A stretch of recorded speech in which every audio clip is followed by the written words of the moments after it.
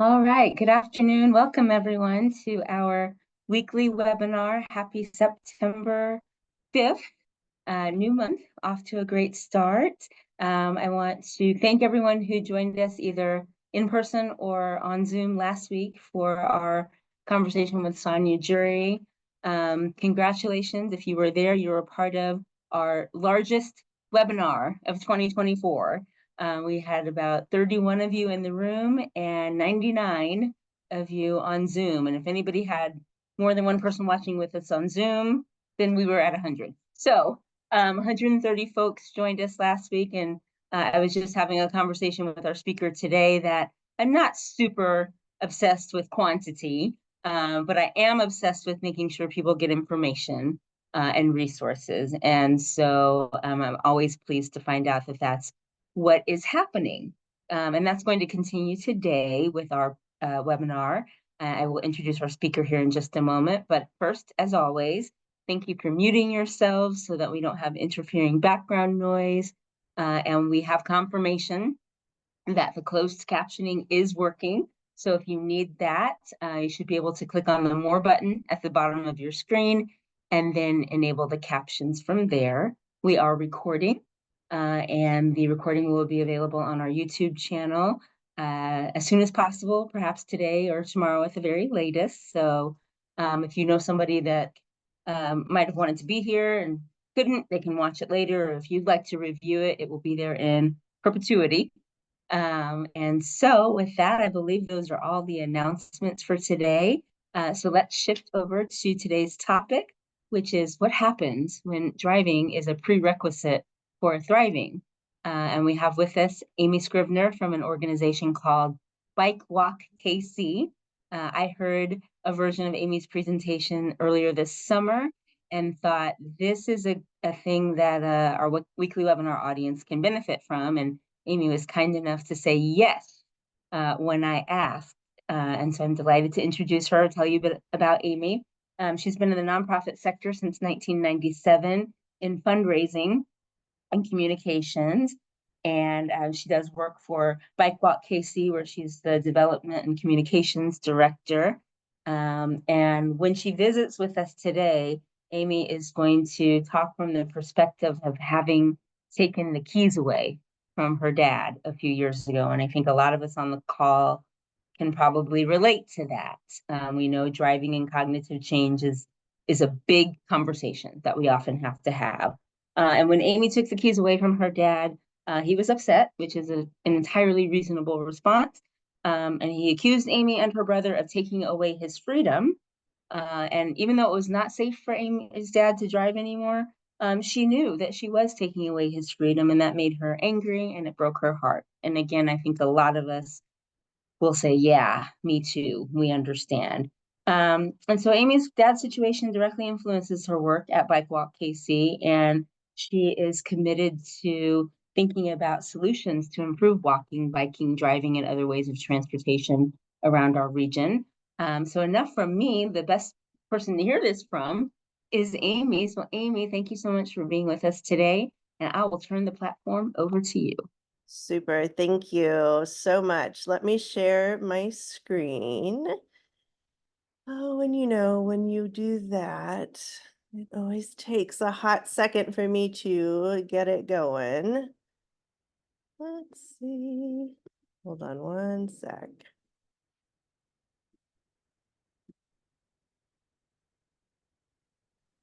While Amy's getting that, I wanted to say thank you for everyone who attended the hybrid weekly webinar. And it was so nice to see so many of you in person. That was so much fun. So I want to say I was very pleasantly surprised to meet several of you in person. So thanks for coming and being with us.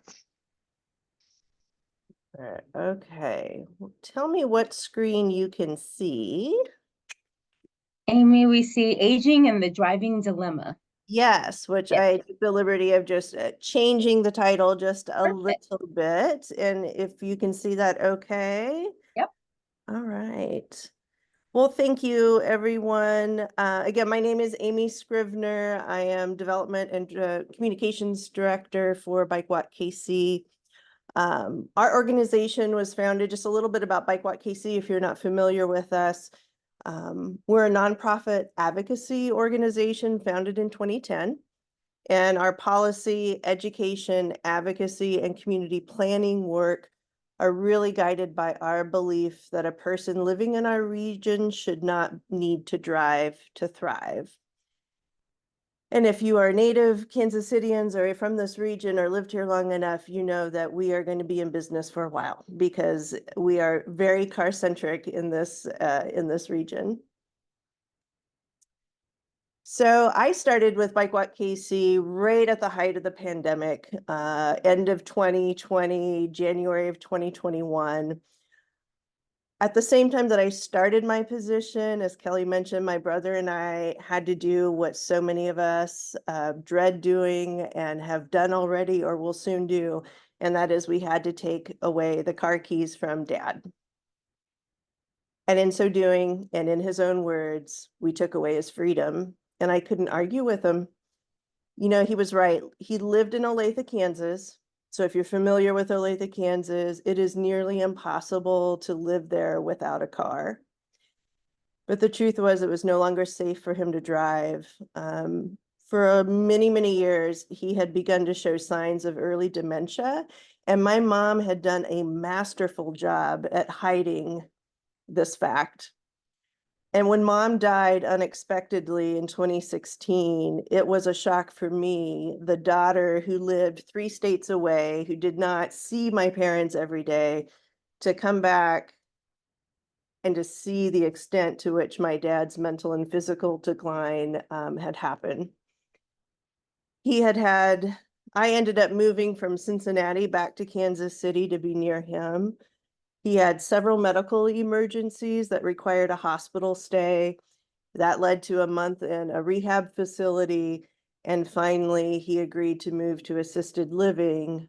And just a year ago, he moved to the memory care unit.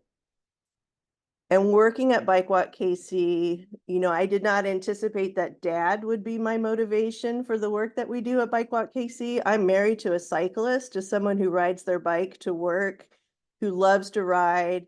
I travel a lot in Europe. My husband has lived in Europe. We're accustomed to having public transportation. Like, I wanted those options for myself. So I thought I was going into this work with Bike Walk KC because of my husband and his love of cycling. I was a little bit surprised that really it has become Dad as my primary motivation.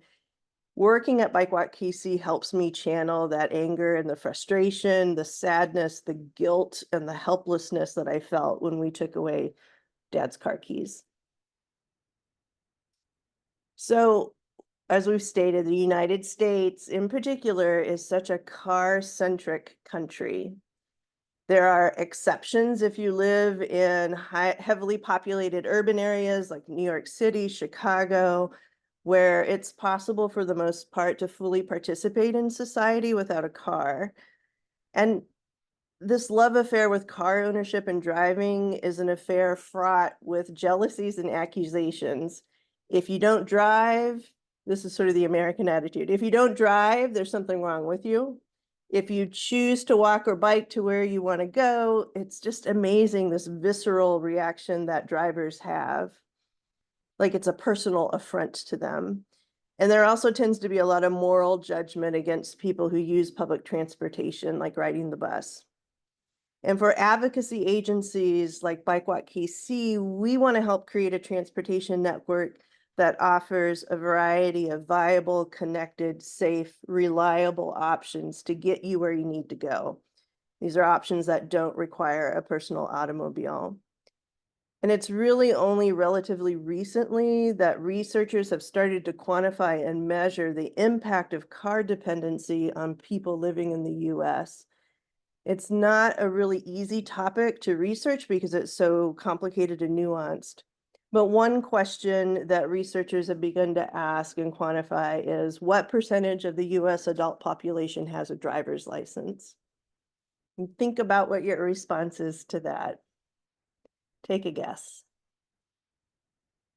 According to the US Department of Transportation Federal Highway Administration, this is data published in December of 2022, It's estimated that 91% of the US adult population have a driver's license. So you think, well, what's the problem? If most of us have driver's license, why is why is driving such a challenge or an issue? And other researchers have said, is this the right question to ask? When we ask the question, how many people living in the US do not drive, that's a slightly different question. The question is a bit more nuanced. I mean, for example, my dad, when we took away the car keys, he maintained his driver's license for several more years, but he was not driving. So think about what your guess is for how many people living in the US do not drive. It's anticipated that 30% of people living in the US do not drive. And so who are these folks? Non-drivers are people with disabilities. Non-drivers are immigrants. They are people who cannot afford to buy or maintain a car. It's a huge expense. And non-drivers are seniors. Looking at the data, approximately 18% currently of people over the age of 65 do not drive. And the AARP says that by 2034, so just in 10 years, the US population will have more older adults than children, and it will be the first time that older adults outnumber children in the US. By 2045, the number of potential drivers over the age of 65 will increase 77%. And as I'm thinking about my father's experience, he would have loved, and we tried to keep him at home, bringing in caregivers and help. And many people with disabilities, including older adults experiencing age-related disabilities, the reality is we rely on low-wage and immigrant workers as caregivers, personal care attendants, and direct service providers. And most of us want these services provided in our homes. But when immigrants don't know how to drive, don't have a license, don't have reliable transportation, we're setting up another dilemma where we've got the caregivers that we want in our homes to help, also are not able to have reliable transportation. So it has this ripple effect. I don't have great answers. I don't have great solutions. My story about my dad, our story is not unique. It is all too common. And while we can try to address each individual person's situation and try to cobble together transportation solutions, that's only going to go so far. And this is where I appreciate my opportunity to work at Bike Walk KC, is that we're taking a look at the systems in place. And there's some questions that I want to ask related to where we go from here.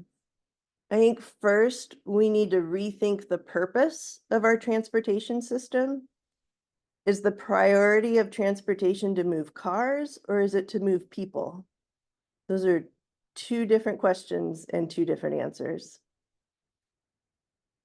I think something that would have benefited my dad, there is some bus service in Johnson County and Olathe, but even rideshare like Uber and Lyft, introducing seniors to other transportation options before having to take away the car keys. If you are fortunate to live in a community that has a fairly robust or adequate bus system, if you've only ever driven a car, to have the car keys taken away from you and then told to go ride the bus, that's a lot of change and a lot of upheaval. Are there opportunities to have a family outing where you do Uber or Lyft and just start destigmatizing it and making it easier so that you're not asking someone to learn something brand new that's really overwhelming, while also working through the feelings of being told they can no longer drive? And for all of us, I would say, what does your future older self need to age in place? And that goes for everybody, any age that you are now, thinking about what you need to be as independent as possible and to age in place, which I think is what most of us want to do. Are we seeking out and supporting the policies and the candidates that will make that future possible? And I think that's really important to make that kind of systemic change. Yeah, I picked up a book earlier this year, this summer actually, by Anna Zeivarts, When Driving is Not an Option, Steering Away from Car Dependency. She has a visual impairment that prevents her from being able to drive. And she digs into a lot of the recent data, and it's very approachable. It's not dense in terms of the data. You don't have to be a data expert. She's gathered first-person stories, examples from each of those categories that I referred to: immigrants, aging population, folks with disabilities, just to talk about the reality of car dependency. And she offers some hope and some solutions and questions that I think everyone would benefit from. The University of Michigan is also a resource. They're one of the first to actually come up with a metric to measure transportation insecurity and the impact that car dependency has on us in the US. And they're finding that 1 in 4 adults experience transportation insecurity. And their data is just really fascinating to dig into. I'm really excited about 2 of the initiatives that Bike Walk KC started this year, especially in light of, my dad's situation. The Transportation for All Coalition, that coalition is bringing together nonprofit organizations and social service agencies serving people experiencing transportation insecurity. And we're meeting on a quarterly basis, and we're creating a policy platform with shared policy priorities to address the needs of people and communities that our agencies serve, and specifically the need around transportation. We're doing a lot of community engagement and a lot of data collection specific to the Kansas City region.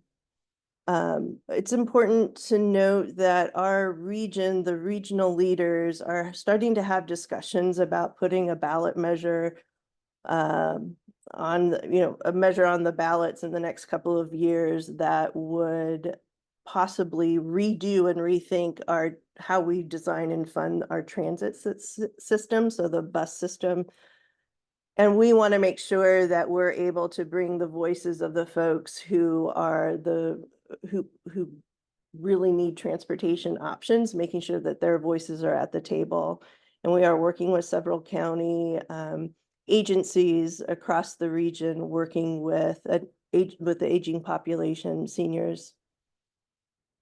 And another goal for the coalition is to document how transportation challenges impact the ability of organizations to deliver services to the folks that we serve. So many of us working in the nonprofit field, because of the lack of transportation options, because transportation is such a huge challenge, people are missing medical appointments.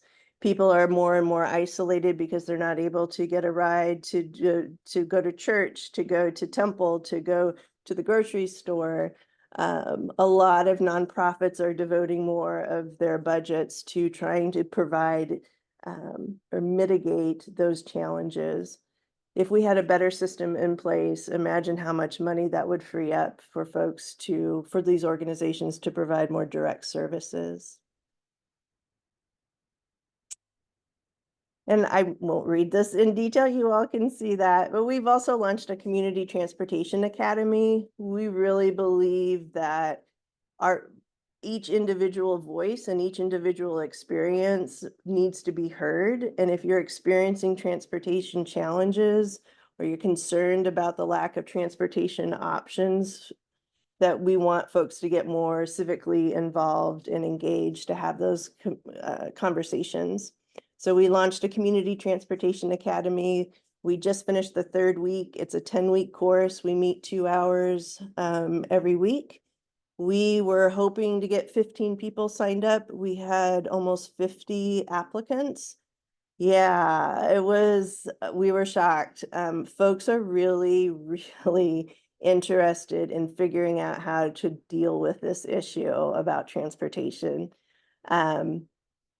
So our hope is that we will be able to do a second one next year and do this on an annual basis. And we have folks from different backgrounds. We have folks who live in Olathe, Raytown, the historic Northeast, Casey Mo, KCK. So we have a pretty broad age and geography range. And it's been, just in the 3 weeks, it's been a pretty phenomenal conversation.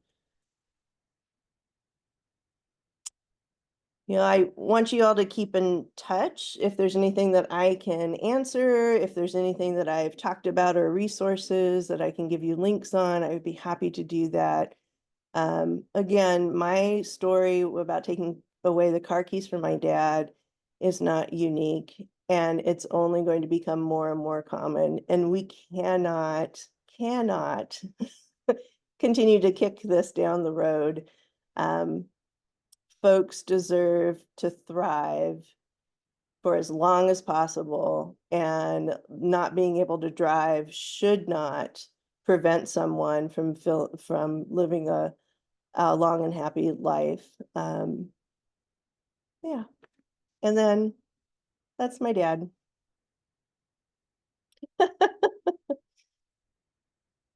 So I went through that kind of fast, but I wanted to leave room for conversation. Any questions? I hope Thank you that so much, Amy. Thank you. I love seeing the picture of your dad and the hat. I don't know. I just love a fella in a hat. That's great. Thank you.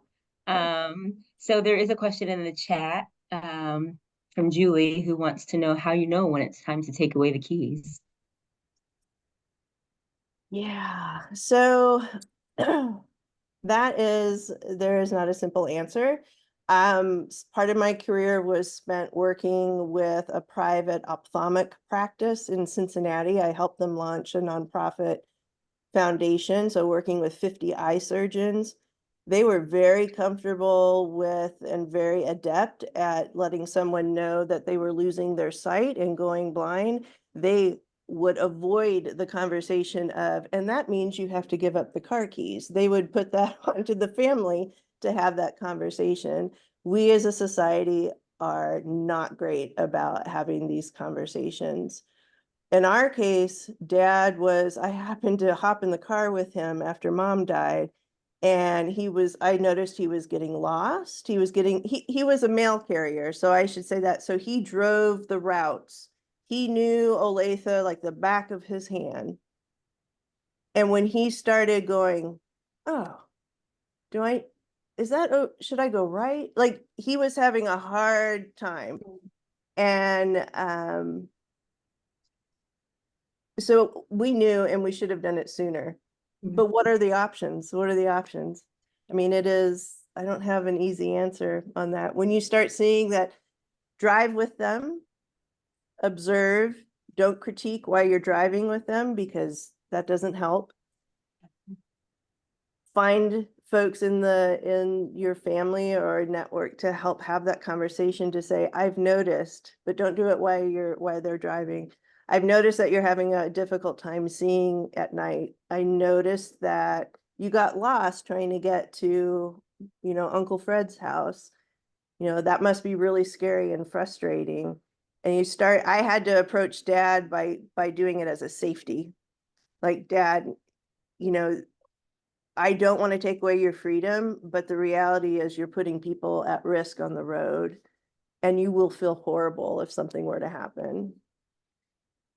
But man, we do not make it easy to have those conversations, and we certainly don't make it easy to give options once the car keys are taken away. I'm the first to admit. Just to add, I was listening to Dr. Ryan Townley talk about driving last Friday, and similar question came up. And one of the things he also suggested as the kind of a base point measure is, would you let your grandkids ride with them and feel comfortable and okay. And that's kind of a baseline of, well, and so then you may want to start thinking about things too. So that was one of the things he suggests. You know, this is, again, a longer term approach, but we really need to think about how we're building our communities. So when we look at population density, the more services and grocery stores and things that you can walk to, the easier it is to transition from being a driver to a non-driver. And when we look at where people are living, you know, the suburbs were great when we were in our 20s, 30s, and 40s, but they're not so great as we get older. And you shouldn't have to get in your car to drive to the grocery store to get a thing of milk. So I think we really need to push developers and communities that when new developments go into, are proposed to the community, that we ask, how easy, what's the walkability score? Now, my dad eventually would not, I mean, he was destined for memory care. At some point, dementia, he was just not able to, he was not able to make decisions, walk safely.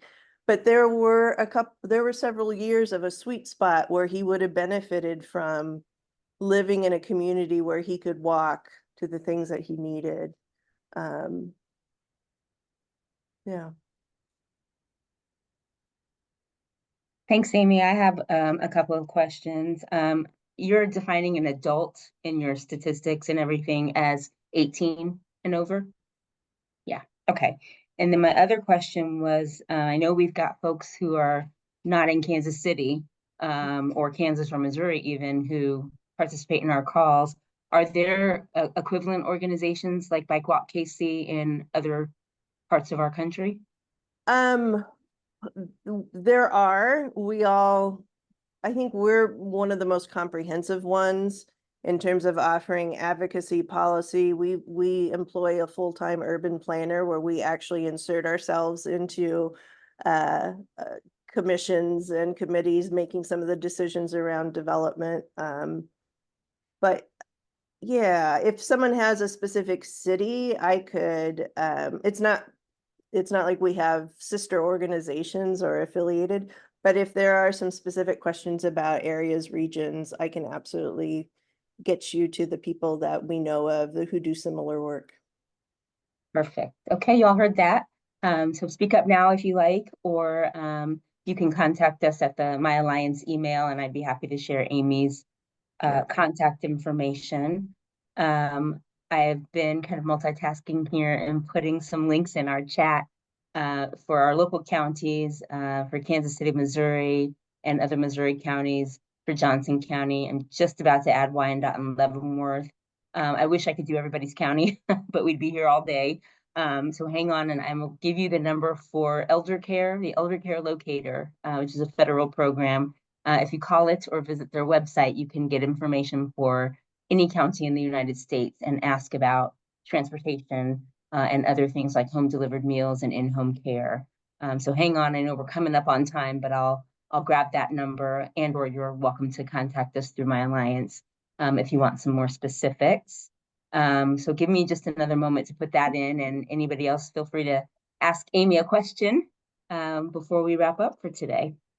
I also wanted to add, and this is not good news, for those of us in the Kansas City region, the city of Grandview, the city of Blue Springs, I'm drawing a blank on, there are 4 cities within the region that have cut bus service this year.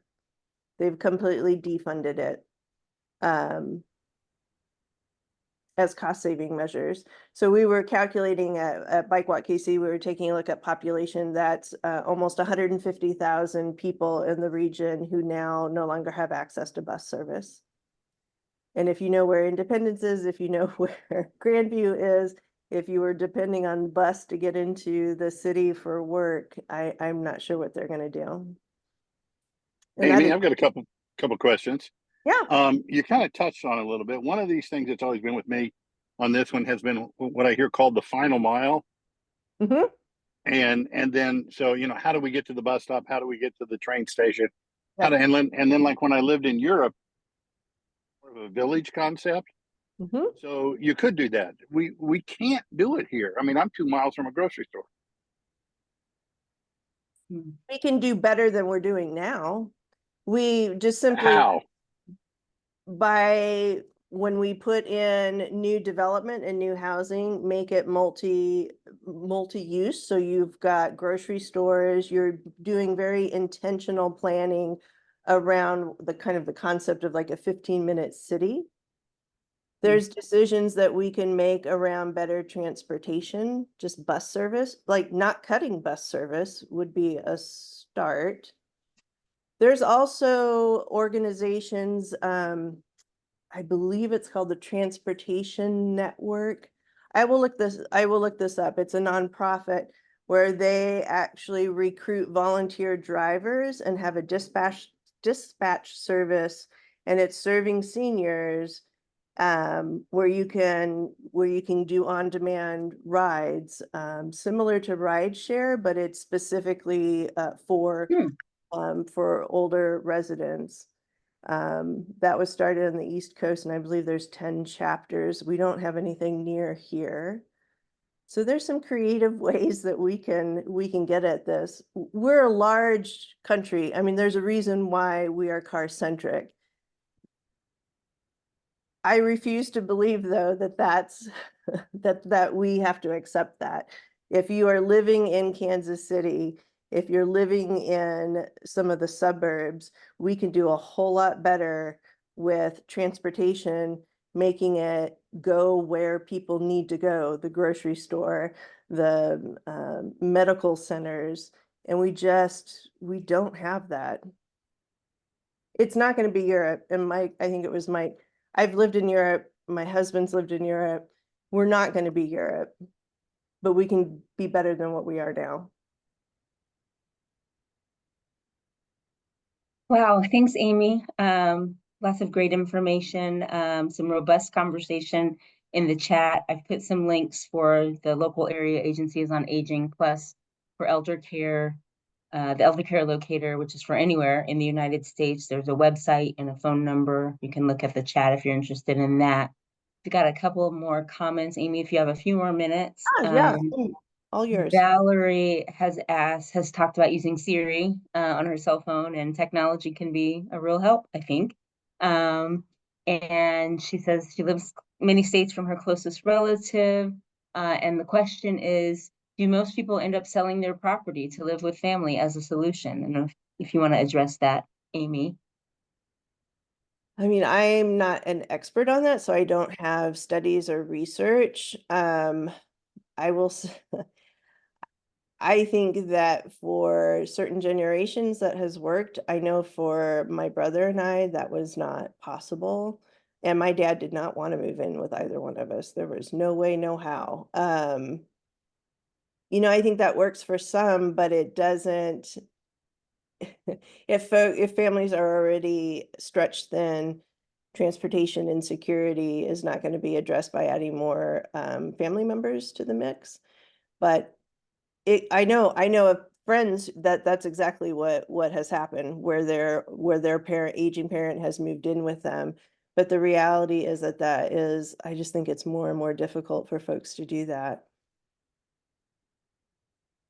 Yeah, I think you're right.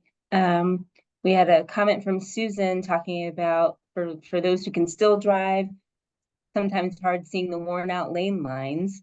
And there's not always paint to make those better visible, especially if it rains. And then Susan asked, does your educational course cover any of these sorts of issues? We address that through the Transportation Academy. We have talked about how to talk with your elected officials and your public works departments to say, these are the list of things. We do our walk audits. And so we will walk around and take a look. It's sometimes in the evening. You could do it as a driving component as well, to note where, on what road, what intersections, what's the difficulty, what's the challenge, and submitting that as a request to your public works department. Let me tell you, we can get about 20 or 30 folks doing those kinds of built environment assessments, just community driven. We help lead it. And public works departments are and elected officials, when they have that many folks reporting at the same time on the same thing, it gets their attention. All right. My goodness, time flies always. Thank you, Amy. Yeah, hope this was we- helpful. Yes, absolutely. We've got it recorded. So we'll post it on YouTube if you want to go back and grab. I know Amy's slides had contact information. I have it also. So anybody feel free to get in touch with us if you want that. And then I put in the chat some of the links to the area agencies on aging and the elder care locator. If you didn't grab those and you need them, feel free to contact me and I'll be happy to share with you. We'll have to keep thinking and waving our magic wands, won't we, Amy, about how we can solve some of these problems. I think advocacy is really important. Speaking up about what it is you need is one way to make some change happen. So with that said, we'll wrap up today's conversation. Next week, September 12th, we will have our friends from the Alzheimer's Association Heart of America chapter who attended the Alzheimer's Association International Conference. And this year it was in Philadelphia. I suppose the United States is international too. So this year that conference was in Philadelphia, and some folks from the Alzheimer's Association attended, as well as folks from KU, Alzheimer's Disease Research Center. And the Alzheimer's Association team is going to be with us next Thursday and sharing some of the insight that they got from their time in Philadelphia. So we're excited about that. We'll have some more details in the next issue of the My Alliance newsletter. And we will also have, I'll give you all a little sneak peek. We've had such a good time with our in-person weekly webinars. We have one more coming up before the end of the year, which we did not expect and is exciting. And I'll keep you in suspense. I might be able to put something in the Monday newsletter. So this means you'll have to read Monday's newsletter to find out what the next in-person weekly webinar is. I think you'll find it interesting. And then I talked with another person about doing probably the first one of 2025 in the spring after the weather is behind us. So we've got some exciting stuff coming up. Thanks as always for being here. Have a great week and we'll see you next time. Amy, thank you. Absolutely. Thank you, everyone. Be well. Bye, everyone. Thank you. Thank you.